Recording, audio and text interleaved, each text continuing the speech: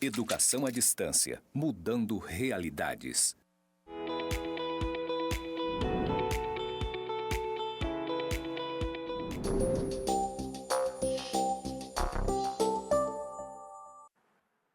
Olá, pessoal. Eu sou o professor André Brum e vou fazer a minha audiodescrição para a disciplina de Direito 2.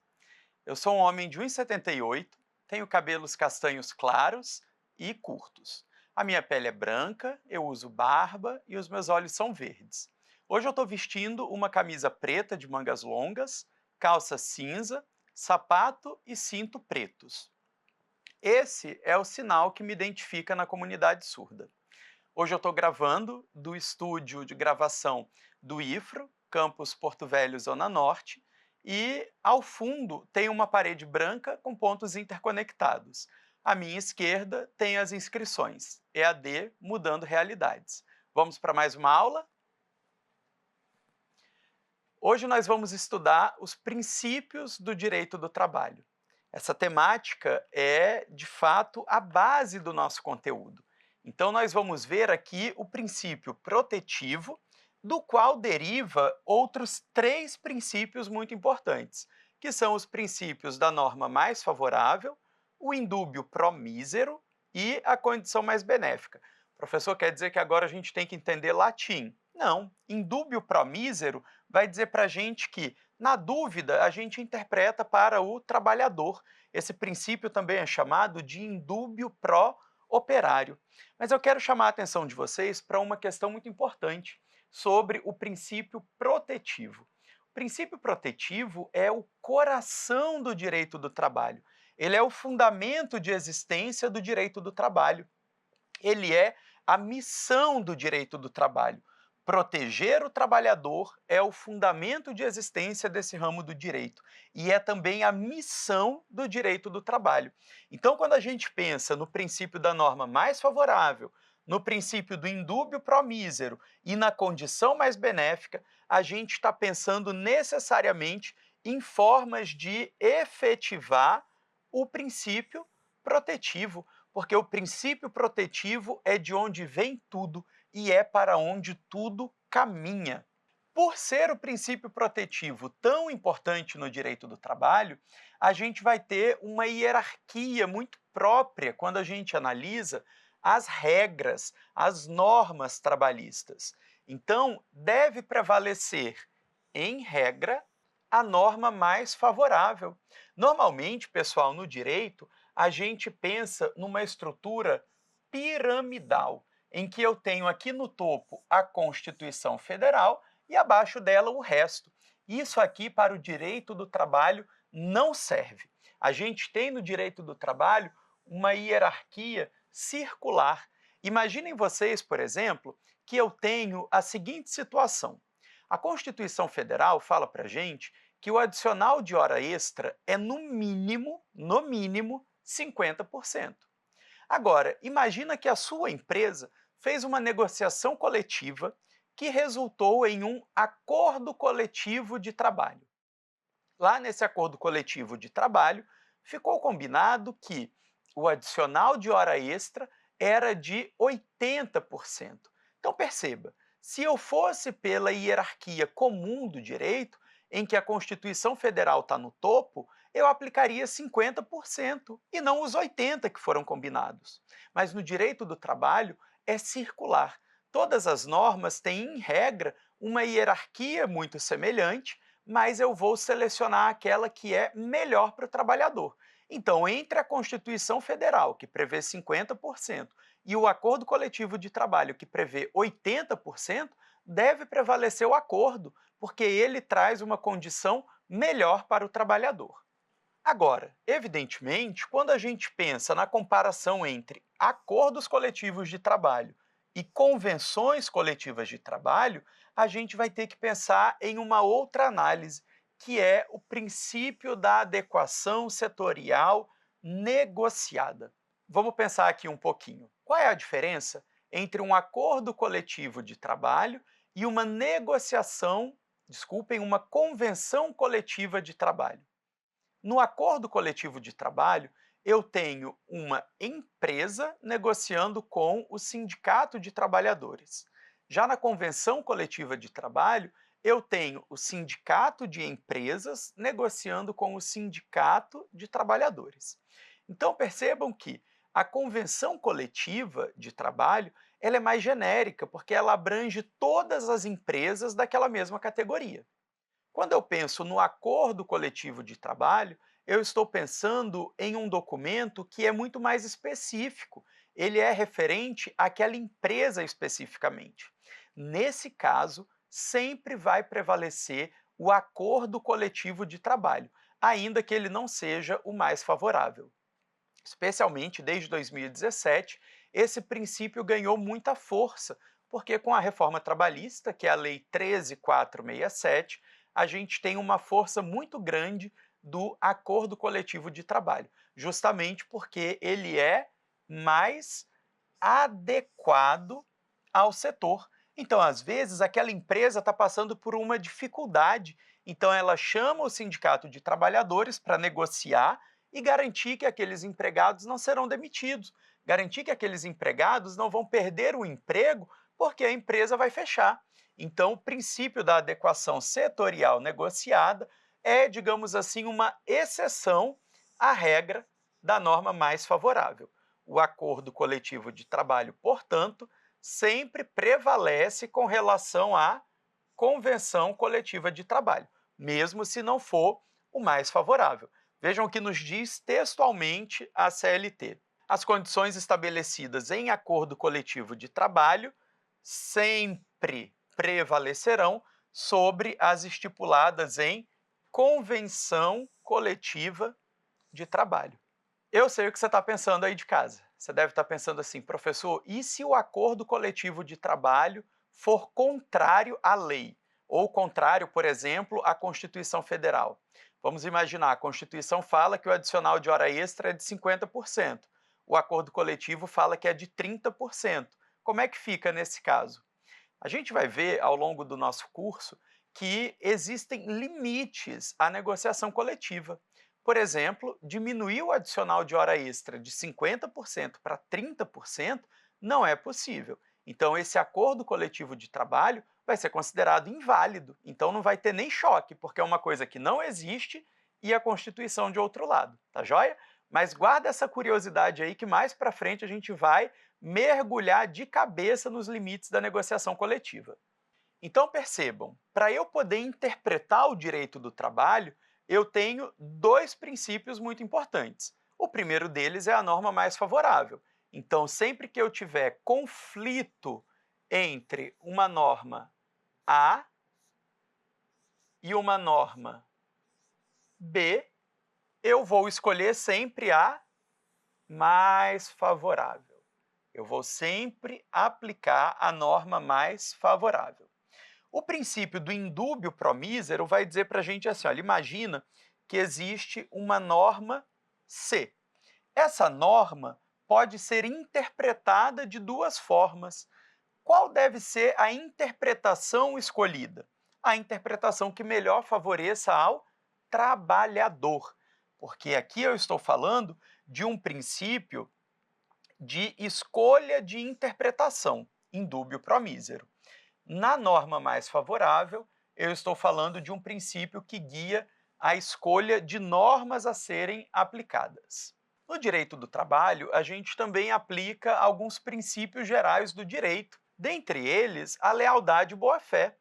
Lealdade e boa-fé vai dizer para a gente que eu, enquanto trabalhador, e você, futuramente, enquanto gestor comercial, enquanto gestor público, precisando ter uma relação com aquele trabalhador, você vai pautar a sua conduta pela lealdade, você vai pautar a sua conduta pela boa-fé. Eu jamais, enquanto empregado, vou vazar segredos da minha empresa para prejudicar aquela empresa. A gente vai ver, inclusive, que isso é motivo para demissão por justa causa, porque eu estou ferindo o meu dever de lealdade. Eu não posso, enquanto empregador, criar uma pegadinha para o meu funcionário descumprir o regimento empresarial e depois eu demiti-lo. Eu estaria ferindo a boa-fé contratual. Além disso, eu tenho a vedação de se alegar a própria torpeza.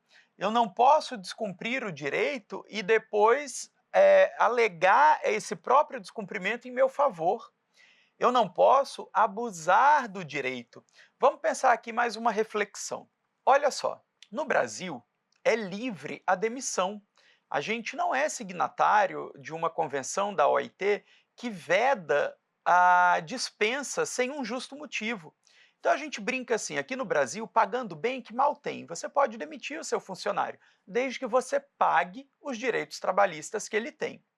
Mas, evidentemente, eu não posso fazer isso de modo abusivo. Eu vou dar um exemplo para vocês. A Mariazinha é funcionária da minha empresa. Quando eu descubro que ela está grávida, eu me preocupo. Eu fico assim, poxa, agora a Mariazinha vai sair para consulta de pré-natal. Quando ela ganhar bebê, eu vou ficar sem ela durante 4 meses, porque ela vai tirar a licença maternidade. Então, eu vou demitir ela logo de cara, porque eu não vou ter essa dor de cabeça. Ainda que eu pague aqueles direitos da Mariazinha, essa dispensa é ilícita, porque eu não posso usar a maternidade como um fundamento, como um motivo de demissão. Esse motivo, esse fundamento não é justo. Vamos pensar num outro caso que tem até súmula do TST. O João descobre que está com câncer. E aí, tendo câncer, ele vai precisar se afastar, ele vai fazer quimioterapia, radioterapia, cirurgia. Ele vai passar por uma batalha de saúde que, evidentemente, vai impactar no trabalho. É claro que o João vai faltar, é claro que o João vai colocar atestado médico, mas não é justo, não é razoável eu demitir o João porque ele está doente, mesmo se eu pagar os direitos do João. Então, a gente não pode ter abuso do direito, nem mesmo do direito de demitir. Consequentemente, eu tenho que cumprir também o princípio da razoabilidade e proporcionalidade. Eu posso demitir um empregado porque ele chegou atrasado uma vez?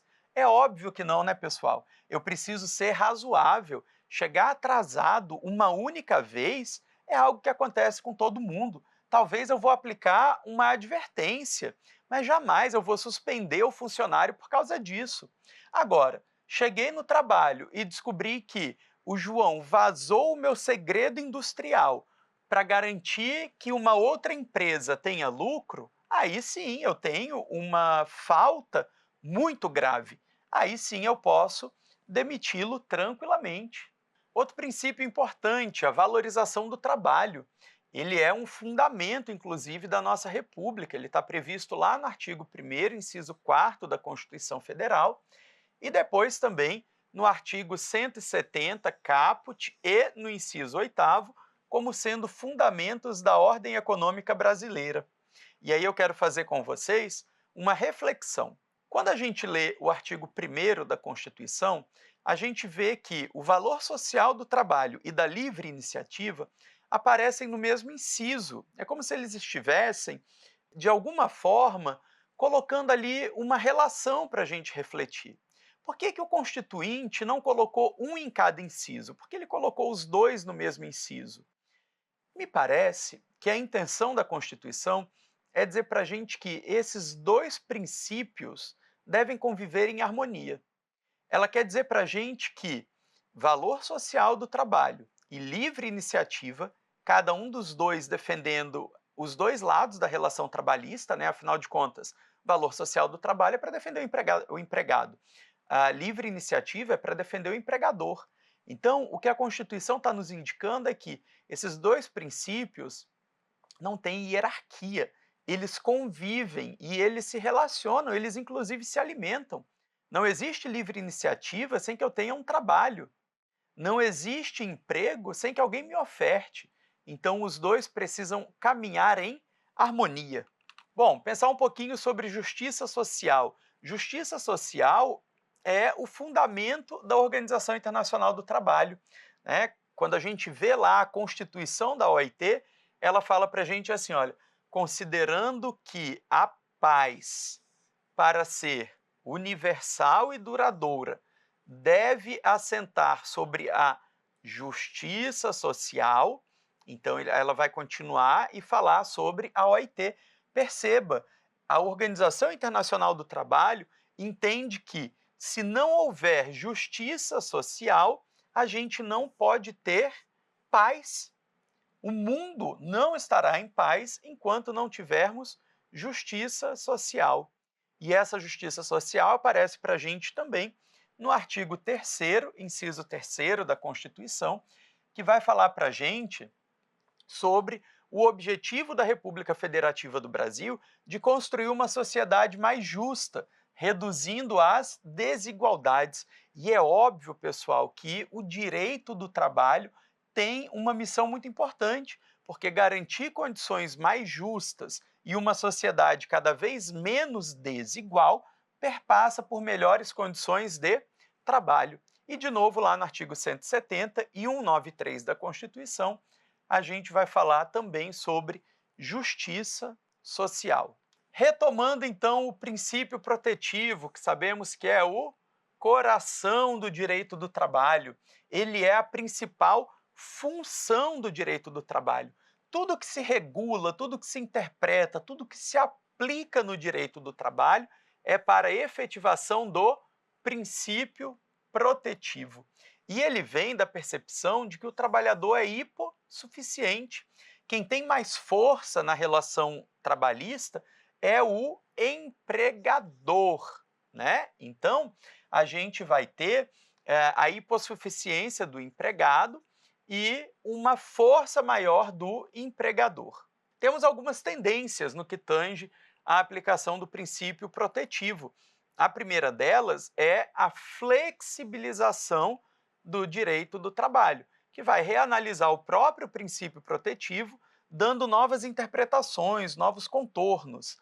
E a desregulamentação, que é uma tendência um pouco mais nova, de uma origem assentada na doutrina neoliberal, né, uma doutrina econômica neoliberal, que vai dizer para a gente que quanto menos regulação estatal para o direito do trabalho, melhor.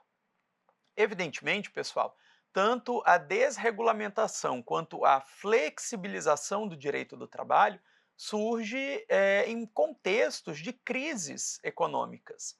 Existem diversas discussões sobre a existência ou não dessa crise econômica toda, mas é fato que o fundamento, ao menos discursivo, é uma crise econômica. Eu preciso flexibilizar o direito do trabalho para garantir que a empresa não feche, porque, afinal de contas, é interesse do trabalhador que a empresa esteja saudável, porque senão ele vai perder o emprego.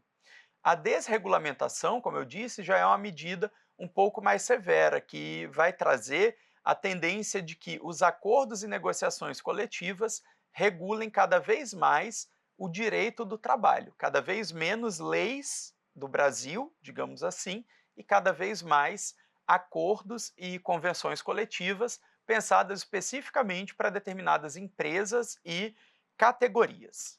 Passando para o princípio da norma mais favorável, a gente já viu que tem que aplicar em regra a norma mais favorável. Para isso, a gente vai ter que fazer inúmeras comparações, né?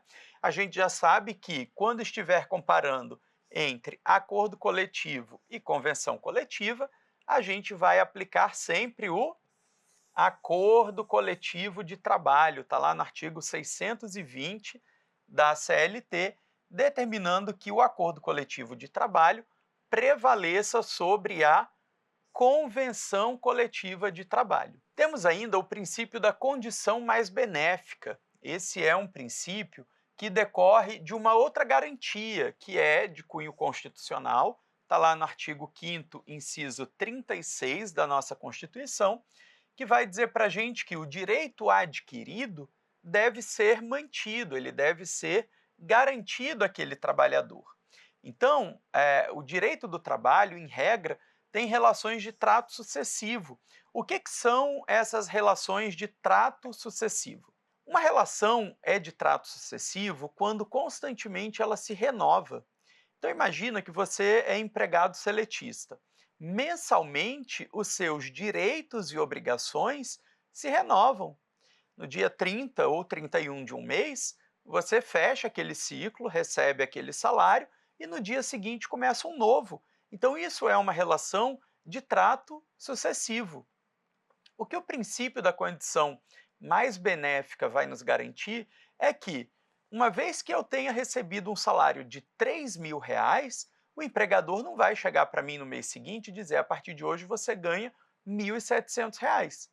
Observe, ele ainda vai estar respeitando o salário mínimo, mas ele vai estar desrespeitando aquilo que eu já conquistei. Ele vai estar desrespeitando a garantia de que eu tenha uma previsibilidade salarial. Ele vai estar me colocando em um patamar de dignidade inferior àquele que eu vivia. Possivelmente, alguns de vocês que estão me assistindo já devem ter passado pela situação de sair de um emprego em que ganhava melhor e ir para um emprego que ganha um pouco pior. É péssimo. A gente tem que readequar tudo na nossa vida por causa disso. Não seria justo e muito menos razoável que dentro de um mesmo emprego você começasse a ganhar pior do que já ganhava antes. Com isso, eu tenho um respeito aos atos pretéritos e à boa-fé objetiva.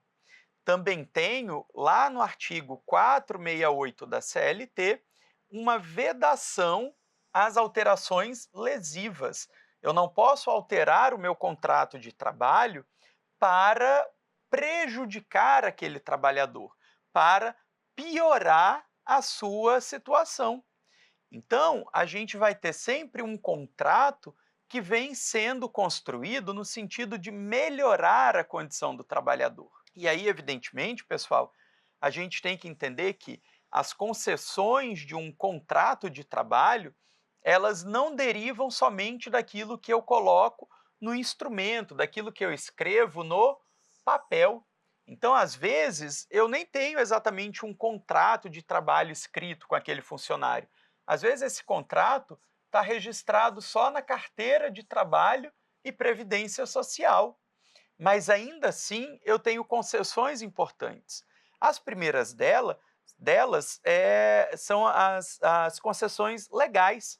Então, a lei vai dizer para mim quais são os direitos mínimos que eu tenho que dar para aquele trabalhador. Então, eu jamais posso pagar menos do que aquilo que a lei exige. Por exemplo, eu não posso contratar um empregado sem direito de férias, sem direito de 13º, sem hora extra com adicional, fazendo trabalho noturno sem adicional, porque essas são concessões legais. Além das concessões legais, a gente tem também concessões contratuais, algumas expressas e outras tácitas. Então, eu posso colocar expressamente lá no meu contrato de trabalho que o salário daquele trabalhador é de R$ 50 por hora, né? R$ 50 por hora de trabalho. Agora, eu posso ter também concessões tácitas. Que concessões são essas? Lá na carteira de trabalho, eu botei 44 horas semanais. Só que esse trabalhador nunca trabalhou no sábado e nem compensou. Ele só trabalha de segunda a sexta, 8 horas por dia, portanto, 40 horas. Imaginem que durante 3 anos eu fiz essa concessão sem anotar nada. A carteira de trabalho dele continua anotada com 44 horas semanais. Depois de 3 anos trabalhando apenas 40 horas, eu chego para esse trabalhador e digo: olha, a partir de semana que vem, você vai cumprir 44 horas semanais. Evidentemente, nessa situação, eu tenho uma alteração lesiva. Eu não posso aumentar a jornada daquele trabalhador sem que eu aumente o respectivo salário. Então, se eu vou aumentar de 40 para 44 horas, eu vou ter que pagar essas horas a mais, horas consideradas extraordinárias. Também tenho que respeitar as concessões decorrentes das negociações coletivas e também das sentenças normativas. Negociações coletivas, já sabemos, são o acordo coletivo de trabalho e as convenções coletivas de trabalho. Maravilha, professor. Esses termos eu já conheço, eu já sei o que é um acordo coletivo de trabalho e eu também já sei o que é uma convenção coletiva de trabalho. mas sentença normativa é algo novo, né? Esse termo ainda não havia aparecido na nossa aula. Veja, às vezes, aquele grupo de trabalhadores tem um determinado conflito coletivo. Ele quer um aumento de 10%, porque tem muito tempo que não tem aumento, e eles acabam fazendo greve, porque eles não conseguem negociar com os patrões, com os empregadores. Essa greve, eventualmente, pode acabar gerando um processo na Justiça do Trabalho que a gente vai chamar de dissídio coletivo. Esse dissídio coletivo é, como eu disse, um processo judicial em que o grupo de empregados e o grupo de empregadores vão discutir sobre aquela pretensão coletiva. Será que esses trabalhadores têm direito a um aumento de 10%? Será que é razoável? Será que a empresa não quebra com esse aumento? Qual seria um aumento razoável para tentar mediar a relação entre esses grupos? Então, nessa situação, a Justiça do Trabalho vai prolatar uma sentença, ela vai dar uma decisão dizendo: esses trabalhadores devem receber aumento ou não? Se devem receber o aumento, qual é o valor desse aumento? Então, essa decisão proferida no dissídio coletivo, a gente chama de sentença normativa, tudo bem? Ela é, em direito a gente diz, que é um corpo de sentença com conteúdo de lei, porque é esse misto mesmo, né? É uma função muito atípica do Poder Judiciário decidir a respeito de melhorias em contratos de trabalho. É claro, pessoal, que isso só acontece com a autorização das partes. Ambas as partes têm que concordar que a Justiça do Trabalho decida sobre isso, tudo bem? Falar um pouquinho sobre salário-condição. Às vezes, a gente pensa que uma alteração salarial ela pode ser abusiva ou ela pode ser lesiva. Imagina, por exemplo, que durante muito tempo você prestou trabalho noturno e em um determinado momento o seu empregador te coloca para desenvolver trabalho de dia, ou seja, ele retira o seu adicional noturno. Mas perceba, o que é mais favorável para o empregado? É trabalhar à noite e receber 20% a mais ou trabalhar de dia e perder esse adicional? Quando a gente pensa simplesmente na lógica salarial, a impressão que dá é que sair da noite para o dia é muito pior, porque o salário vai diminuir. Mas aquele trabalhador vai ter a sua saúde psíquica, física, social muito preservada. Trabalhar à noite é uma das condições mais prejudiciais ao trabalhador. Trabalhando à noite, esse trabalhador está invertendo o seu ciclo biológico, ele está dormindo quando deveria estar acordado e ele está acordado quando deveria estar dormindo. Com isso, ele se sujeita, inclusive, a muito mais riscos de acidente de trabalho, riscos de outra natureza, por exemplo, quando a gente pensa em trabalhadores de guarda patrimonial e vigilância em geral, que ficam sujeitos a muito mais violência. A gente está falando de prejuízos ao convívio social. Enquanto a família daquele trabalhador está comemorando o aniversário de um parente, aquele trabalhador está dormindo, porque passou a noite acordado. Então, evidentemente, é muito mais favorável ao trabalhador trabalhar de dia, ainda que com isso ele perca 20% de seu salário. Uma outra questão muito semelhante é o adicional de insalubridade. Eu trabalho num lugar insalubre e recebo um adicional de 40%. Saio daquele lugar insalubre, deixo de receber o adicional. Evidentemente, é muito melhor trabalhar em um lugar saudável, sem receber, do que trabalhar em um lugar insalubre, recebendo. Também temos a substituição temporária de chefia. Então veja, eu só vou receber como chefe enquanto eu estou substituindo aquele que é o chefe. Quando o chefe titular retorna, eu deixo de receber. O mesmo raciocínio se aplica ao cargo de confiança. Quando eu tenho, ainda que de maneira efetiva, um cargo de confiança, por exemplo, de gerência, eu posso a qualquer momento perdê-lo e voltar a receber o salário que eu tinha antes. E isso a gente chama de reversão. E é importante a gente entender que Desde a reforma trabalhista, a gente tem uma regulamentação que vai dizer que pouco importa qual é o tempo que você exerceu aquela função. Não interessa se você ficou 10, se você ficou 15 anos como chefe. Caso você volte a ocupar apenas o seu cargo contratual, você perde aquele adicional de gratificação por uma função de confiança. Fechando o princípio protetivo, a gente fala um pouquinho sobre a primazia da realidade sobre a forma. Ou seja, havendo divergência entre documentos e fatos, o que deve prevalecer sempre são os fatos. Consequentemente, pessoal, a gente tem no direito do trabalho e, mais especificamente, no direito processual do trabalho, uma valoração muito grande da prova testemunhal. Porque percebam, nem sempre o documento acompanha aquilo que é feito no mundo dos fatos. É muito comum, por exemplo, a gente ter folha de ponto assinada com horários fictícios. O trabalhador chega na empresa, assina aquele horário padrão de 8 às 12, das 2 às 6 da tarde, mas ele fica trabalhando na hora do almoço, fica trabalhando até 7h30, 8 horas da noite. Então perceba, o documento diz que ele não fez hora extra, mas na realidade ele fez muitas horas extras. E aí, no processo do trabalho, a gente vai ter um valor muito grande para a testemunha, porque é ela que vai dizer: olha, na prática não se fazia o que está no papel.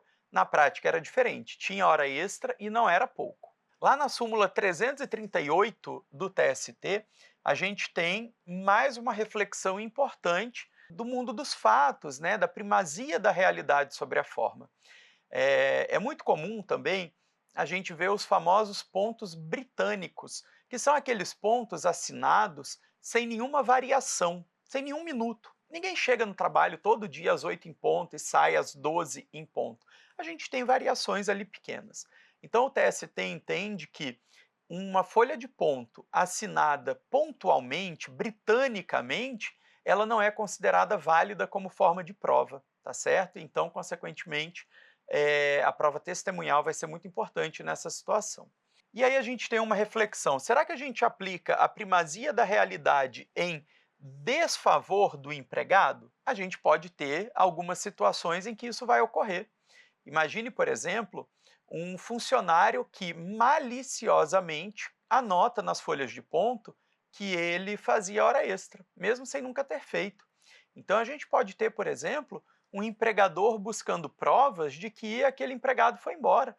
Manda oficiar a Google para ver a geolocalização do celular daquele empregado, né? Então a gente tem aqui uma situação de primazia da realidade sobre a forma, ainda que em desfavor do empregado. Princípio da indisponibilidade e irrenunciabilidade dos direitos trabalhistas. A gente tem previsões aí no artigo 9º, 444 e 468, que vai dizer para a gente que os direitos do trabalhador não podem ser disponibilizados. O trabalhador não pode abrir mão dos seus direitos para garantir o seu emprego. A gente tem, ainda na tendência de flexibilização dos direitos trabalhistas, um núcleo essencial que vai ser considerado irrenunciável, que vai ser considerado indisponível. Lá na transação judicial, essa é inclusive uma das funções do juiz do trabalho. Ele tem a função de garantir que o trabalhador não renuncie ao seu direito, que o trabalhador não esteja sendo colocado em uma condição muito inferior àquele patamar de dignidade estabelecido pela lei, né? É por isso também, pessoal, que os acordos judiciais são sempre os mais recomendáveis, porque você tem ali o juiz fiscalizando, e aí ele acaba tendo uma eficácia muito maior, um respeito muito maior. Hoje nós temos, inclusive, um procedimento de jurisdição voluntária para homologação de acordo extrajudicial. Às vezes você quer fazer uma quitação anual do seu contrato de trabalho, você chama o seu advogado, chama o empregado e propõe: olha, vamos fazer aqui um acordo dizendo que eu não te devo nada mais referente ao ano passado? E aí você leva isso para a homologação judicial. Bom, a gente termina então mais um bloco de aula e a gente volta já.